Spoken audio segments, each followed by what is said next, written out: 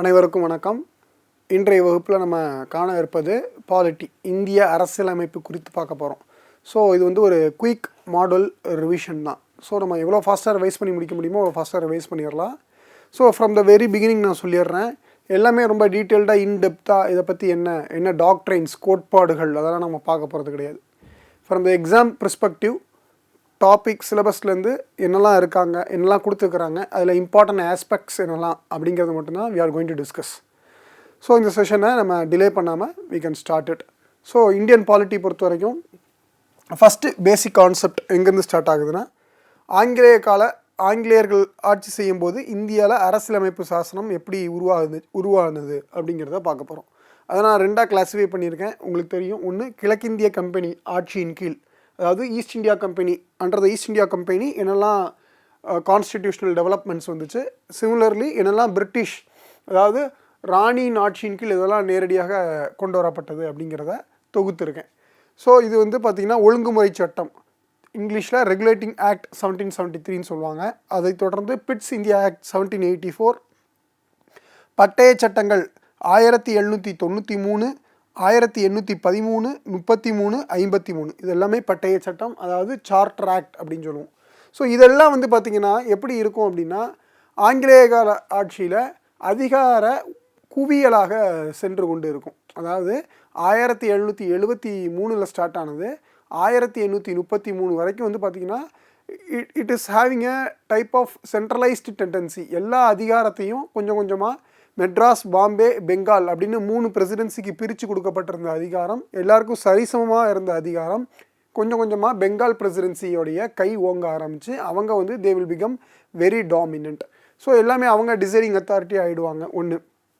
And centralising tendency இருக்கும். Centralising டெண்டன்சினா அதிகாரம் எல்லாமே ஒரே ஆள்கிட்ட குவியலாக இருக்கும். இதே 1858 1947 வரைக்கும் கொஞ்சம் கொஞ்சமாக ஆங்கிலேய அரசாங்கம் என்ன பண்ணுவாங்கன்னா, இந்தியர்கள்ட்ட அவங்களுடைய அதிகாரத்தை பல்வேறு கட்டமாக பகிர தொடங்குவாங்க. உதாரணத்துக்கு 1919 இந்திய அரசு சட்டம் கடைசி வந்து பார்த்திங்கன்னா என்ன பண்ணியிருக்கோம், மாநிலங்களுக்கு இரட்டை ஆட்சி டயார்கி வழங்கியிருக்கோம். அதே இது 1935 மாநிலங்களுக்கு வந்து பார்த்திங்கன்னா தன்னாட்சி வழங்கிடும். அப்படி ஒவ்வொரு படிநிலையிலேயே இந்தியர்கள்ட்ட அதிகாரத்தை பகிர்ந்து கொண்டு வருவாங்க. அது 1858 பிறகு நடந்த நிகழ்வு. ஸோ நம்ம ரெண்டாக கேட்டகரைஸ் பண்ணியிருக்கிறோம். ஸோ 1858 அப்புறம் வந்து பார்த்திங்கன்னா it is a good governance act 1858. அப்புறம் இந்திய மன்றங்கள் சட்டம், இந்தியன் கவுன்சில் ஆக்ட் 1861, இந்திய மன்றங்கள் சட்டம் அதுவும் அதே தான், Indian Council Act 1892, Indian Council Act 1909. And finally 2 Government of India Act 1919, Government of India Act 1935, இந்திய விடுதலை சட்டம் 1947. ஸோ இதுதான் 2 தொகுப்பு. நமக்கு சும்மா பேசிக்காக தெரிஞ்சுக்கணும். அடுத்து நம்ம பார்க்க போகிறது என்னென்னா, ஒரு இடைக்கால அரசாங்கம் அமைஞ்சிருக்கும். அதில் யார் யார் என்ன பதவியெலாம் வகிச்சிருந்தாங்க அப்படிங்கிறதும் நமக்கு இட் இஸ் வெரி இம்பார்ட்டன்ட். இப்போ உதாரணத்துக்கு இது எக்ஸாமில் இதுக்கு முன்னாடி கேட்டிருக்காங்க. உதாரணத்துக்கு பார்த்தீங்கன்னா சி ராஜகோபாலாச்சாரி இடைக்கால அரசில் 1946 இடைக்கால அரசில் சி ராஜகோபாலாச்சாரி வந்து பார்த்திங்கன்னா கல்வி மற்றும் கலை அது ரெண்டையும் அவருடைய கையில் வச்சுருப்பார். ஏன்னா ஹீஸ் ஃப்ரம் தமிழ்நாடு, அதனால் நமக்கு நான் முக்கியங்கிறதுக்கு உதாரணத்துக்கு சொல்கிறேன். இதே மாதிரி நீங்கள் என்ன பண்ணணும்னா, you have to go through all this 14 ministers, அவங்க என்ன போர்ட்ஃபோலியோஸ் வச்சுருந்தாங்கிறத பார்க்கணும்.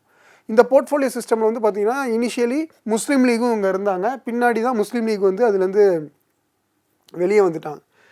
அண்ட் தென் அடுத்து நம்ம பார்க்க போகிறது ஃபஸ்ட்டு கேபினட், ஃப்ரீ இந்தியாவுடைய ஃபஸ்ட்டு கேபினட்.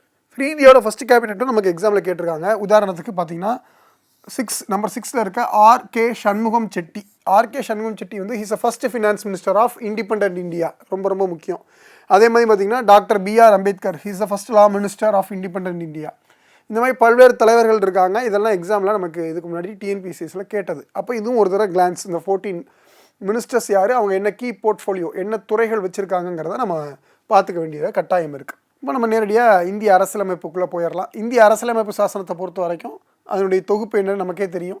இதனுடைய first meeting 9th December 1946 first official meeting, அதாவது தொடங்கினாங்க, அவை தொடக்கமானது. ஆனால் December 6 அவை கூடிருச்சு. December 9 தான் அவங்க தொடக்கமாகுது. தென் ஃபஸ்ட்டு மீட்டிங் நடக்குது, அதான் தொடக்கம்னு சொல்லி போட்டிருக்கேன் நான்.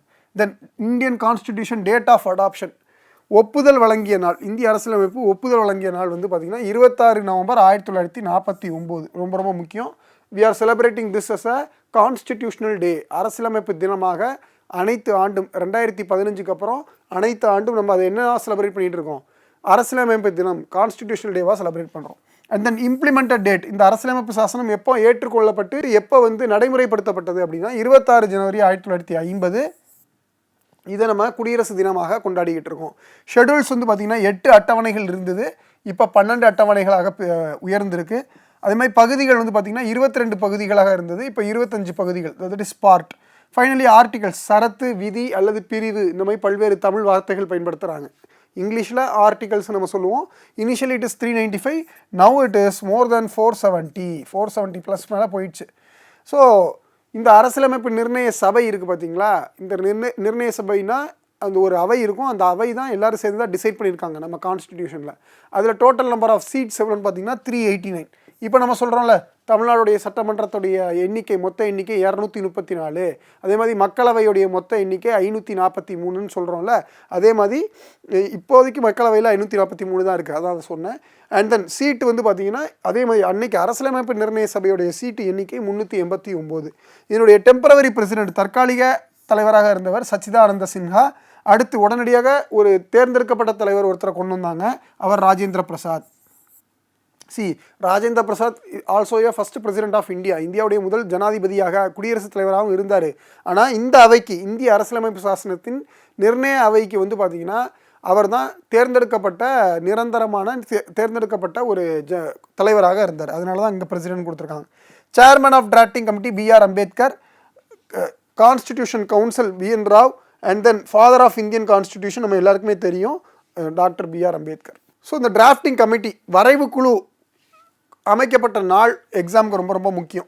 ஆகஸ்ட் 29, 1947. ஆகஸ்ட் 29, 1947 தான் அமைக்கப்பட்டிருக்கு. இதனுடைய சேர்மன் அம்பேத்கர். இதில் 6 பேர் இடம்பெற்றிருந்தாங்க. இது நமக்கு எக்ஸாமில் கேட்கலாம். என் கோபாலசுவாமி ஐயங்கார், அல்லாடி கிருஷ்ணசுவாமி ஐயர், KM முன்ஷி, சையத் முகமது சாததுல்லா, என் மாதவராவ், டிடி கிருஷ்ணமாச்சாரி அப்படிங்கிற மொத்தம் 6 பேர் இருந்தாங்க.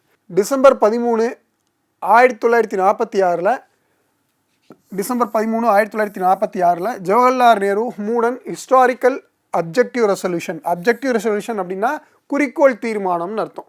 இப்போ குறிக்கோள் தீர்மானம் அப்படிங்கிறது என்ன அப்படின்னா, நீங்கள் எதோட ஒப்பிட்டுக்கலாம் அப்படின்னா, நீங்கள் ஒரு வீடு கட்ட போகிறீங்கன்னா வீட்டுக்கு எப்படி வந்து ஒரு ஃபவுண்டேஷன் பண்ணுவீங்க, அந்த ஃபவுண்டேஷனுக்கு மேலே தான் நம்ம பில்டிங் கட்டுவோம், அப்படி தானே. அந்த ஃபவுண்டேஷனுங்கிறது நமக்கு எத்தனை பெட்ரூம் வேணும், எத்தனை ஹால் வேணும், எப்படி கிச்சன் வேணுங்கிறதுக்கான ஒரு திட்டம். அதே மாதிரி தான் அந்த அப்ஜெக்டிவ் ரெசல்யூஷன். நம்ம அரசியலமைப்பு சாசனம் எப்படி இருக்கணும், என்னென்ன சாராம்சங்கள்லாம் அதில் இருக்கணும் அப்படிங்கிற உள்ளடக்கிய ஒரு திட்டம், அதுதான் அந்த அப்ஜெக்டிவ் ரெசல்யூஷன், குறிக்கோள் தீர்மானம் அப்படிங்கிறது. இதை வந்து we have inspired actually from USA, அமெரிக்காவிலேருந்து ஜவஹர்லால் நேரு இன்ஸ்பயர் பண்ணி தான் அங்கே கொண்டு வந்திருப்பார். ரொம்ப ரொம்ப எக்ஸாமுக்கு முக்கியமானது. இந்த அரசியலமைப்பு சாசனத்தை உருவாக்குவதற்கு வந்து பார்த்திங்கன்னா நமக்கு 64 லட்சம் ரூபா அன்னைய தேதிக்கு செலவாயிருக்கு. 64 lakhs has been spent to make this constitution. So அடுத்து வந்து பார்த்திங்கன்னா நான் சொன்னேன்ல, மொத்தம் 25 பகுதிகள் இப்போதைக்கு இருக்குன்ட்டு. அப்போ என்னெல்லாம் பகுதிகள், இதுவும் நமக்கு எக்ஸாமில் நிறைய தடவை கேட்டிருக்காங்க. TNPSC எக்ஸாம்ஸ்லாம் இதுக்கு முன்னாடி ப்ரீவியஸாக கேட்டிருக்காங்க. ஒவ்வொன்றா வரிசையாக பார்த்துடலாம். பார்ட் 1 ஆஃப் த கான்ஸ்டிடியூஷன் எப்படி வச்சுருக்காங்கன்னா, union and its territory, union மற்றும் அதன் பிரதேசங்கள், ஆர்டிகல் 1 to 4 எலிமினேட் பண்ணியிருக்காங்க. பார்ட் 2 ஆஃப் த கான்ஸ்டிடியூஷன் குடியுரிமை citizenship, that is article 5 to 11. Then part 3 the fundamental rights, very much important, article 12 to 35 fundamental rights. Part 4 of the constitution DPSP, directive principles of state policy, அதாவது அரசுக்கு வழிகாட்டும் நெறிமுறை கோட்பாடுகள் நம்ம சொல்லுவோம். Article 36லேருந்து 51 வரைக்கும் இருக்குது. அப்புறம் 4A வந்து பார்த்திங்கன்னா fundamental duties, article 51A. Part 5 of the constitution வந்து பார்த்திங்கன்னா யூனியன் கவர்மெண்ட், மத்திய அரசாங்கம் குறித்து இருக்கும். 52லேருந்து 151 வரைக்கும். மத்திய அரசாங்கம் அப்படின்னா 3 விஷயத்தை உள்ளடக்கிறோம். யூனியன் லெஜிஸ்லேச்சர், சட்டத்துறை, சட்டமன்றங்கள் இருக்கும், தட் இஸ் பார்லிமெண்ட்னு நம்ம அங்கே சொல்லுவோம். அண்ட் யூனியன் எக்ஸிக்யூட்டிவ், ஆட்சித்துறை அல்லது நிர்வாகத்துறை. நமக்கு தெரியல எக்ஸிக்யூட்டிவ்ஸ்னால் யாரெல்லாம், குடியரசுத் தலைவர், துணை குடியரசுத் தலைவர், பிரதம மந்திரி, அமைச்சரவை குழு மற்றும் அட்டார்னி ஜெனரல், அதாவது அரசு வக்கீலாக ஒருத்தர் இருக்கக்கூடியவர். அப்போ அட்டார்னி ஜெனரல், இவங்க 5 பேர் தான் எக்ஸிக்யூட்டிவ்க்கு தான் வருவாங்க. அண்ட் கடைசியாக வந்து பார்த்திங்கன்னா supreme court. So union government அப்படின்னா இந்த 3 வந்துருவாங்க, லெஜிஸ்லேச்சர், எக்ஸிக்யூட்டிவ் அண்ட் சுப்ரீம் கோர்ட்டாக இருக்கும். அதுமாதிரி ஸ்டேட் கவர்மெண்ட்னாலும் ஸ்டேட் லெவலில் இருக்கக்கூடிய லெஜிஸ்லேச்சர்ஸ், ஸ்டேட் லெவலில் இருக்கக்கூடிய எக்ஸிக்யூட்டிவ்ஸ் அண்ட் இங்கே இருக்கக்கூடிய ஹைகோர்ட். இது article 152 to 237. And part 7 of the constitution is now abolished, repeal பண்ணிட்டாங்க, இது இல்லை. Part 8 of the constitution union territories, யூனியன் டெரிட்டரிஸ்னால் யூனிய பிரதேசங்கள் 8 யூனிய பிரதேசங்கள் இப்போ இருக்குல்ல அதை குறிக்குது. 239 242 வரை அதை டிஸ்கஸ் பண்ணுறாங்க. Then part 9 of the constitution வந்து பாருங்கள். பார்ட் 9 எடுத்துக்கிட்டிங்கன்னா இந்த பஞ்சாயத்து பற்றி பேசும். 243 243O வரைக்கும். பார்ட் 9A வந்து பார்த்திங்கன்னா முனிசிபாலிட்டி நகராட்சி அமைப்புகள் குறித்து பேசும். 243 P-லேருந்து 243 ZG வரைக்கும். அதுக்கப்புறம் வந்து பார்த்திங்கன்னா பார்ட் 9B வந்து பார்த்திங்கன்னா கோஆப்ரேட்டிவ் சொசைட்டி கூட்டுறவு சங்கங்கள் 243 ZH-லேருந்து ZD வரைக்கும். பார்ட் 10 வந்து பார்த்திங்கன்னா the schedule and tribal areas 244 to 244A. Part 11 of the constitution வந்து பார்த்திங்கன்னா the relation between union and the states 245லேருந்து 263 வரைக்கும் மத்திய மாநில அரசு உறவுகள். பார்ட் 12 ஆஃப் த கான்ஸ்டிடியூஷன் வந்து பார்த்திங்கன்னா finance, property, contracts and suits பற்றி டிஸ்கஸ் பண்ணுது. தட் இஸ் ஒன்றும் இல்லை, 11, 12 ரெண்டு ஒரே விஷயத்தை தான் பேசுது. மத்திய அரசாங்கத்துக்கும் மாநில அரசாங்கத்துக்கும் இருக்கக்கூடிய பல்வேறு உறவுகள். 11 குறிப்பாக அட்மினிஸ்ட்ரேட்டிவ், எக்ஸிக்யூட்டிவ் அண்ட் லெஜிஸ்லேட்டிவ், அதாவது ஆட்சித்துறை, சட்டமன்றத்துறை, அதுக்கப்புறம் நிர்வாகம், இது சார்ந்து இருக்கக்கூடிய 2 பேருக்கு இருக்கக்கூடிய உறவுகளை, மத்திய மாநில அரசாங்கத்துக்கு இருக்கக்கூடிய உறவுகளை 245லேருந்து 263 வரைக்கும் டிஸ்கஸ் பண்ணோம். நிதி தொடர்பாக, ஃபினான்ஸ் தொடர்பாக இருக்கக்கூடிய உறவுகளை part 12 of the constitution discuss பண்ணுது. That is between 264 to 300A. And part 13 of the constitution trade and commerce within the territory of India. இந்தியாவிற்குள்ளான வர்த்தகம், வணிகம் மற்றும் பரிமாற்றம் குறித்து 301லேருந்து 307 வரைக்கும். Part 14 services under union in the state. That is UPSC, TNPSC போன்ற மத்திய மாநில அளவிலான குடிமைப்பணி மற்றும் பிற தேர்வுகள் குறித்து, பிற ஆணையங்கள் குறித்துலாம் அதில் டிஸ்கஸ் பண்ணிப்பாங்க. குறிப்பாக வந்து பார்த்திங்கன்னா UPSC பற்றிலாம் அதில் இருக்கும். 308 to 323, அதுமாதிரி SPSC state public service commissions பற்றி இருக்கும். And 14A of the constitution வந்து பார்த்திங்கன்னா ட்ரிபியூனல்ஸ், தீர்ப்பாயங்கள், அட்மினிஸ்ட்ரேட்டிவ் ட்ரிபியூனல்ஸ் அப்படிம்பாங்க, நிர்வாகத்துறை தீர்ப்பாயங்கள். அப்போ நிர்வாகம் சார்ந்து இருக்கக்கூடிய லஞ்ச லாவண்ய வழக்குகளை, அது தொடர்ந்து இருக்கக்கூடிய சட்ட சிக்கல்களை, அங்கே இருக்கக்கூடிய ஊழியர்கள் எதனாவது பாதிக்கப்பட்டாலோ, இல்லை டாப் கிரேடில் இருக்கக்கூடிய ஆஃபீஸர்ஸ் ரிலேட்டடாக இருக்கக்கூடிய கேசஸை it will be dealt by central administrative tribunal which comes under part 14A of the constitution which is 323A and 323B. Then part 15 of the constitution election ரொம்ப ரொம்ப முக்கியம். இந்த ரேஞ்சு கூட உங்களுக்கு எக்ஸாமில் கேட்கறதுக்கு வாய்ப்பு இருக்குது. 324லேருந்து 329 வரைக்கும் எலெக்ஷன் பற்றி. Part 16 of the constitution special provision relating to the certain classes. இது வேறு ஒன்றும் கிடையாது, சிறப்பு விதிகள் குறிப்பிட்ட வகுப்பினருக்கு. உதாரணமாக நேஷனல் கமிஷன் ஃபார் SC, தாழ்த்தப்பட்டவருக்கான தேசிய ஆணையம், பிற்படுத்தப்பட்டவர்களுக்கான தேசிய ஆணையம், பழங்குடியினர்களுக்கான தேசிய ஆணையம், இது மாதிரி இருக்கக்கூடிய முக்கியமான அம்சங்கள்லாம் இதில் இருக்கும். 330லேருந்து 342 வரைக்கும். அடுத்து பார்ட்ஸ் 17 ஆஃப் த கான்ஸ்டிடியூஷன் நமக்கு தெரியும், ஆட்சி மொழி இங்கிலீஷ் அண்ட் ஹிந்தி மட்டும்தான் இதில் இருக்குது. இங்கிலீஷ் அண்ட் ஹிந்தி மட்டும்தான் இருக்குது. Keep remembering this point. But is part 17ல் only Hindi and English. 343 to 351. Part 18 of the constitution it is emergency provision, நெருக்கடி நிலை விதிகள். 352 to 360. Then part 19 of the constitution இதர விதிகள், miscellaneous. Part 20 of the constitution ரொம்ப ரொம்ப முக்கியம், அமெண்ட்மெண்ட் ஆஃப் த கான்ஸ்டிடியூஷன், இந்திய அரசியலமைப்பு சாசனத்தை எப்படி திருத்தம் செய்வது அப்படிங்கிறது பகுதி 20 தான் குறிப்பிடப்பட்டிருக்கு. ஆர்டிகல் 368 எக்ஸாமில் கேட்பாங்க. 21 temporary transition and special provisions பற்றி டிஸ்கஸ் பண்ணுது.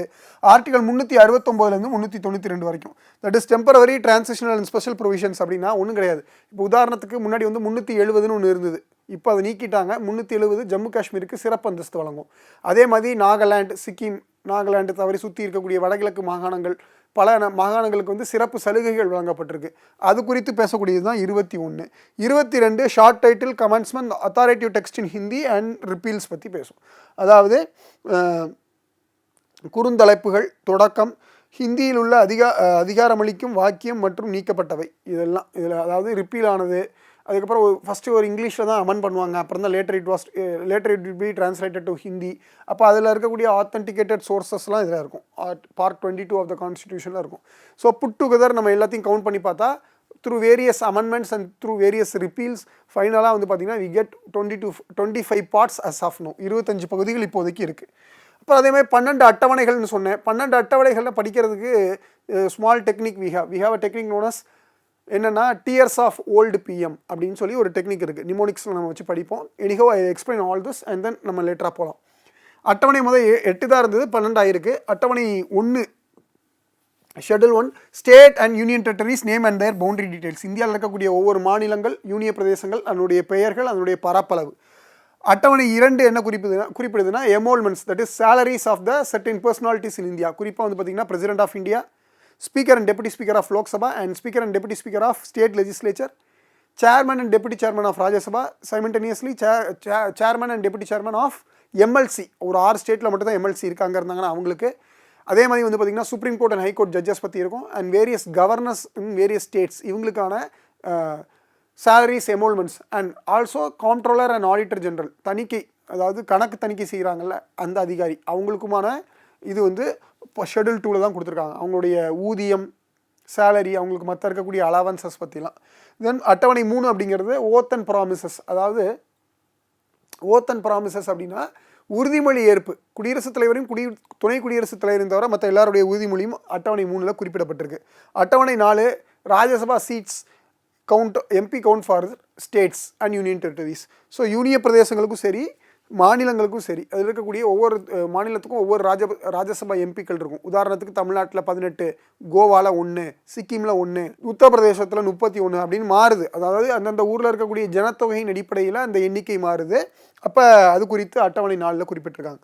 அட்டவணை 5 scheduled area and tribal areas administration and control law details. அதாவது பழங்குடியின பகுதிகள் மற்றும் பழங்குடியின மக்களுக்கான நிர்வாகம் குறித்து குறிப்பிடக்கூடியது அட்டவணை 5. அட்டவணை 6 4 மாநிலத்தில் இருக்கக்கூடிய பழங்குடியின பகுதிகள் மற்றும் பழங்குடியின மக்களுக்கான நிர்வாகம் குறித்து குறிப்பிடப்படுது. அது வந்து அசாம், மேகாலயா, திரிபுரா அண்ட் மிசோரம். இது நம்ம வந்து எப்படி படிச்சிருப்போம்னா ஏடிஎம் ஸ்கொயர் அப்படின்னு சொல்லி படிச்சிருப்போம். It is a ATM square, that is A for Assam, T for Tripura, M for Mizoram and another M for Meghalaya. Manipur வராது, ஏன்னா ஏடிஎம் டசன்ட் ஹேவ் மணி அப்படிங்கிறது it is a short form for remembering schedule 6. Then schedule 7 என்னது பார்த்தீங்கன்னா it is a detailed list. 3 types of list இருக்கும். மத்திய பட்டியல், மாநில பட்டியல், பொது பட்டியல், union list, state list and concurrent list அப்படின்னு 3 பட்டியல் இருக்கும். இது வந்து அதிகார பிரிவுகள், யார் யாருக்கு என்னெல்லாம் அதிகார பகிர்வுன்னு சொல்லுவோம். அது டிவிஷன் ஆஃப் பவர்ஸ். சென்ட்ரல் கவர்மெண்ட்டுக்கு என்ன பவர், ஸ்டேட் கவர்மெண்ட்டுக்கு என்ன பவர், 2 பேருக்கும் பொதுவாக என்ன அதிகாரங்கள்லாம் இருக்குது அப்படின்னு குறிப்பிடக்கூடியது. அட்டவணை 8 வந்து பார்த்திங்கன்னா it is about official languages. மொத்தம் ஆரம்பத்தில் 14 அஃபிஷியல் லாங்குவேஜஸ் இருந்தது, இப்போ 22 அஃபிஷியல் லாங்குவேஜஸ் ஆகிருக்கு. அப்போ 8 லாங்குவேஜஸ் நாளடைவில் சேர்த்துருக்காங்க. பல்வேறு சட்ட திருத்தத்தின் மூலமாக, அரசியலமைப்பு திருத்தத்தின் மூலமாக சேர்த்துருக்குறாங்க. அது எல்லாமே நமக்கு இம்பார்ட்டன்ட், பார்த்து வச்சுக்கோங்க. உதாரணத்துக்கு நான் சிலது சொல்கிறேன். சிந்தி அப்படின்னு ஒன்று சேர்த்துருக்காங்க. அப்புறம் வந்து பார்த்திங்கன்னா போடோ, டோங்கிரி, சந்தாலி அண்ட் மைத்தலி அப்படிங்கிறது லேட்டஸ்ட்டாக 2003 வாக்கில் சேர்த்தது. அதுக்கு முன்னாடி வந்து பார்த்திங்கன்னா கொங்கணி, மணிப்பூரி, நேபாளி அப்படிங்கிற 3 மொழி சேர்த்துருப்பாங்க. அப்போ இதெல்லாம் புட்டுக்குதான் வந்து பார்த்திங்கன்னா அஃபிஷியல் லாங்குவேஜஸில் இருக்கும். இப்போ இந்த 22 லாங்குவேஜஸ் நமக்கு படிக்கிறது கஷ்டம். எது வராதுங்கிறத நம்ம ஈஸியாக படிச்சுக்கலாம். ஆங்கிலம் வராது, ராஜஸ்தானி வராது. மற்றபடி இந்தியாவில் இருக்கக்கூடிய பெருவாரியான மொழிகள் எல்லாம் வருது. தமிழ், தெலுங்கு, உருது, கன்னடம், மலையாளம், மராத்தி, ஒடியா, ஹிந்தி, சான்ஸ்கிரிட், காஷ்மீரி, போடோ, டோங்கிரி, சந்தாலி, மைத்தலி, இந்த மாதிரி கிட்டத்தட்ட வந்து பார்த்திங்கன்னா ஒரு 22 மொழிகள் வந்துடுது. ஒரு வெளிநாட்டு மொழியும் இருக்குது, அது நேபாள். ஒரு ஃபாரின் லாங்குவேஜும் நம்மளுடைய அஃபிஷியல் லாங்குவேஜில் இருக்குது, that is Nepal. Okay, Nepali.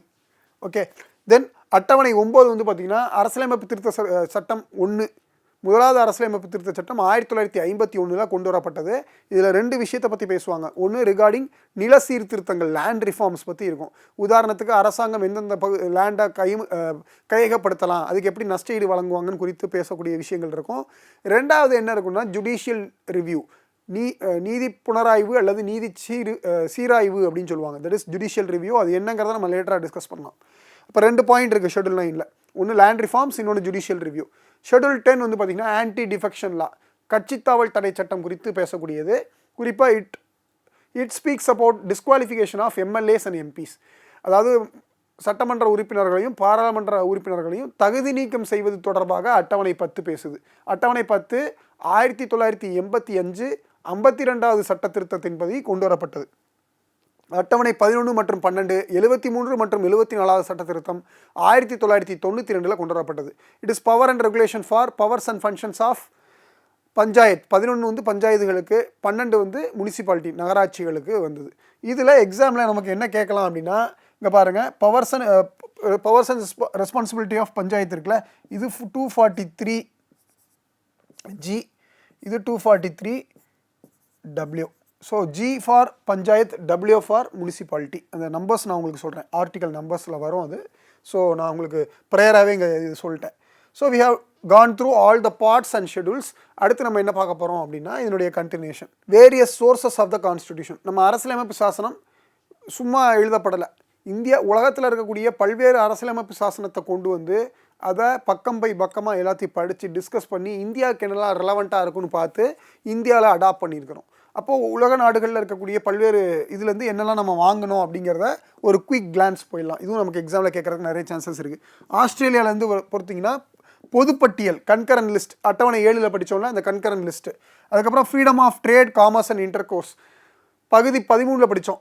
Part 13 of த கான்ஸ்டிடியூஷனில் படித்தோம். அதை பற்றி வர்த்தகம் குறித்து ஒவ்வொரு மாநிலத்துக்கும் இன்னொரு மாநிலத்துக்கும் இடையில வர்த்தகம் குறித்து, மத்திய அரசுக்கும் மாநில அரசாங்கத்துக்கும் இடையில இருக்கக்கூடிய வர்த்தகங்கள் குறித்து. 3வது ஜாயின்ட் சிட்டிங் கூட்டு அமர்வு. மத்திய அரசாங்கத்தில் வந்து பார்த்திங்கன்னா நமக்கு தெரியும் 2 பார்லிமெண்ட்டில் வந்து 2 ஹவுஸ் இருக்குது.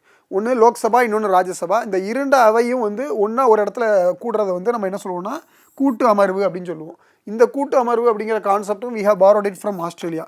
கனடாலேருந்து நம்ம என்னெல்லாம் பாரோ பண்ணியிருக்கோம்னா federation with the strong centre. அப்படின்னா என்ன அர்த்தம்னா இந்தியா வந்து ஒரு கூட்டாட்சியுடைய நாடு தான். ஆனால் அந்த கூட்டாட்சியில் அதிக அதிகாரம் யார்கிட்ட இருக்குது அப்படின்னா மத்திய அரசாங்கத்தில் தான் இருக்குது.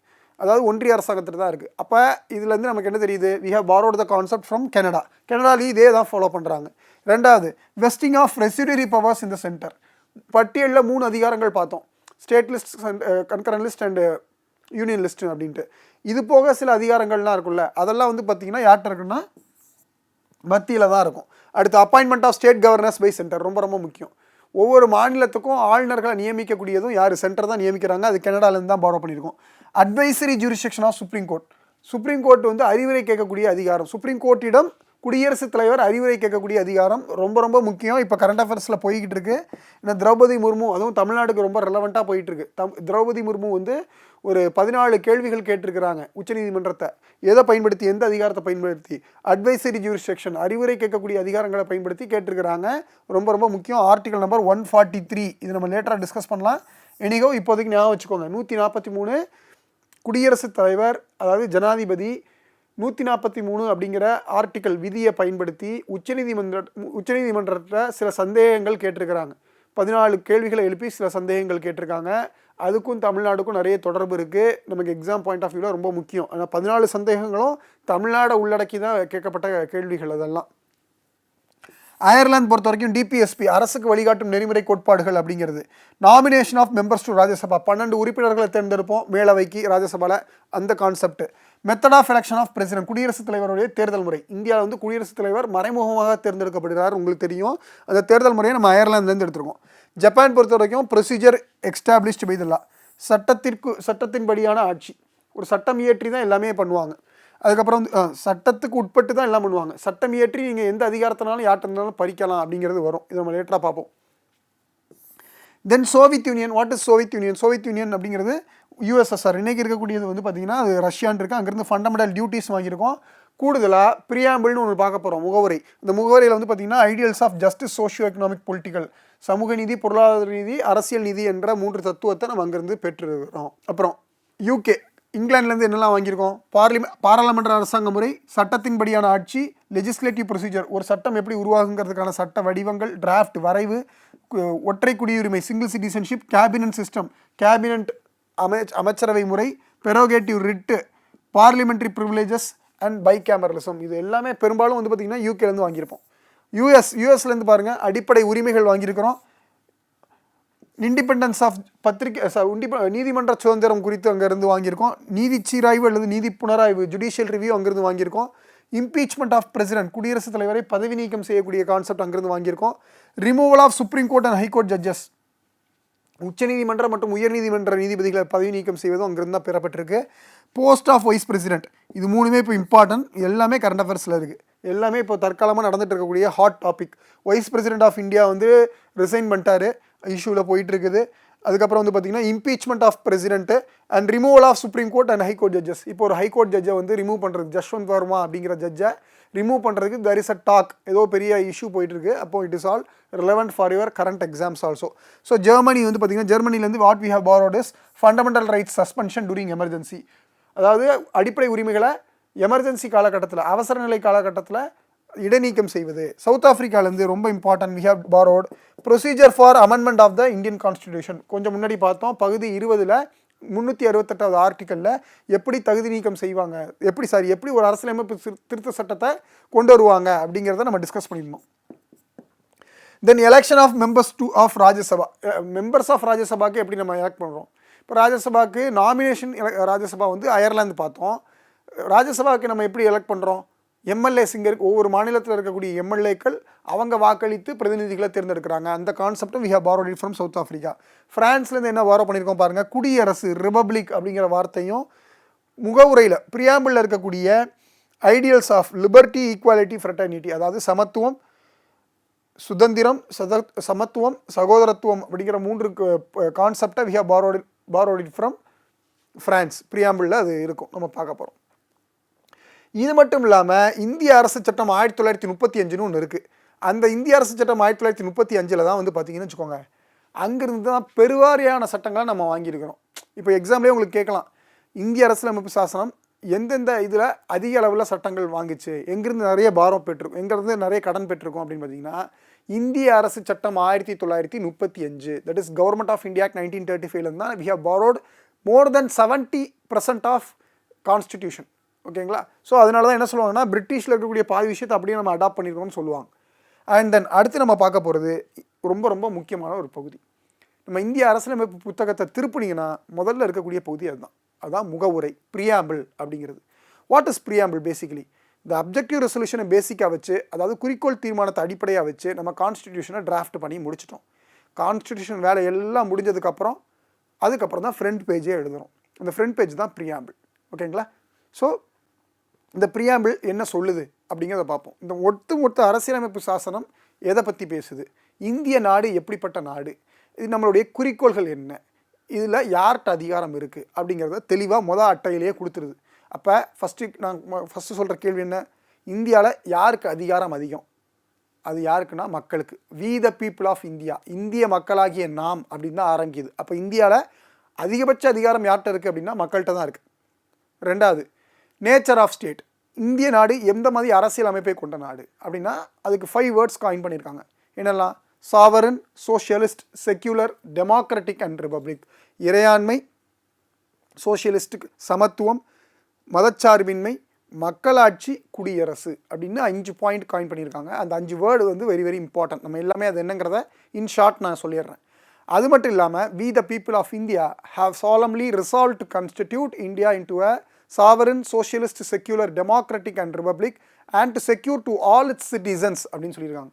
அது மட்டும் இல்லாமல் என்ன சொல்லியிருக்காங்க, ஜஸ்டிஸ், சோஷியோ எக்கனாமிக், பொலிட்டிக்கல், அரசியல் நீதி, சமூக நீதி மற்றும் பொருளாதார நீதி, liberty of thought, expression, belief, faith and worship, equality of status and of opportunity and to promote among them all.